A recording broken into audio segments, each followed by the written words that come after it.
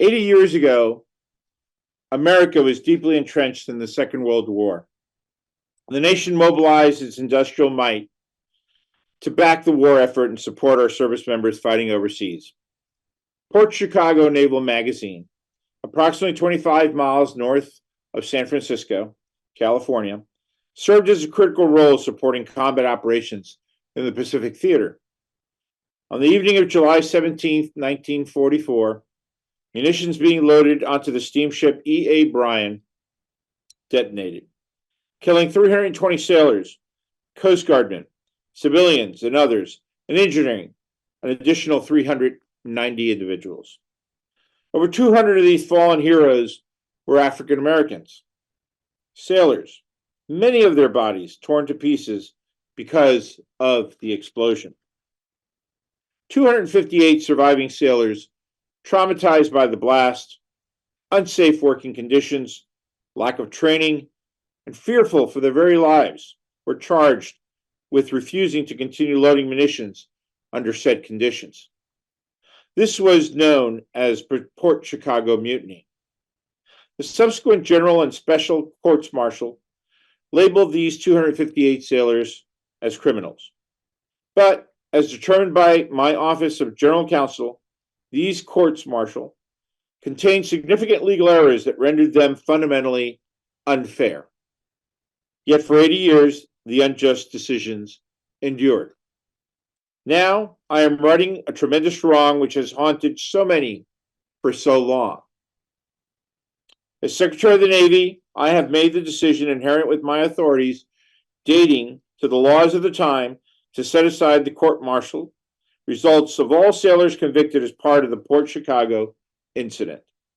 This decision clears their names, restores their honor, and acknowledges the courage they displayed in the face of immense danger.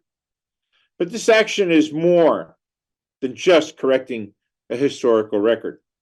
It is a resounding affirmation of the values that we as Americans hold dear: justice, equality, and the right to a safe workplace.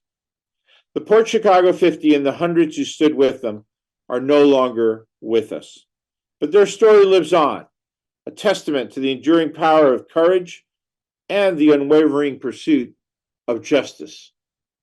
May the story of Port Chicago serve as a permanent reminder of the power of collective action, the importance of historical truth, and the enduring promise of a more just America.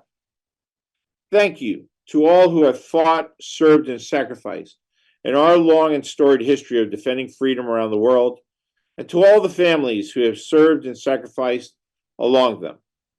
And there is not enough ways to say thank you to the thousands of advocates who have advocated throughout the years on behalf of these brave men. May this action today bring peace of mind to all of you and to your loved ones. I thank you. It was an extraordinary ceremony in my office, and I'm very proud to have had in my office Thurgood Marshall Jr. as well too. His father, as you know, was a strong advocate for the Port Chicago 50 and argued on their behalf on several occasions. I was also proud to have in the office along with me earlier today as well, Tracy Roosevelt, who is the great-granddaughter of Eleanor Roosevelt, who also from the very beginning saw the injustice in this case and advocated on their behalf. She today is my Deputy Chief of Staff.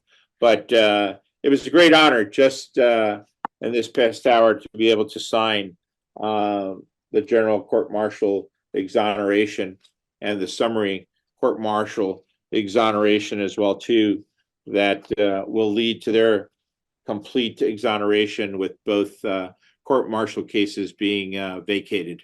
I've always considered them as heroes, even without the final legal findings that were discovered as part of our investigation. As someone who has led sailors, men and women at sea under very harsh conditions, I know the importance of always looking out after their safety first and foremost. And so when I reflect on the conditions that existed at Port Chicago back then, it really is sad that they were put under those circumstances. And even after the horrific accident that took place, the explosion of those ships, to then be asked to go back and clean up the results of the disaster that included picking up human remains, is just inexcusable, is what it is.